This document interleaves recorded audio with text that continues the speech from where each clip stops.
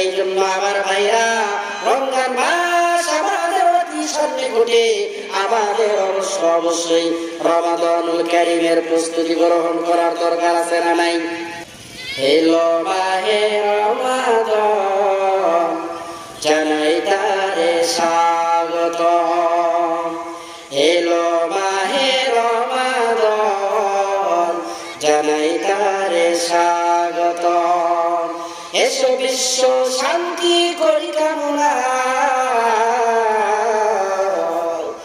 এসো বিশ্ব শান্তি করি কামনা, নিয়ে আমলি চেতনা, এলো মাহে রমাদান, এলো মাহে রমাদান, জানাই তারে স্বাগতম।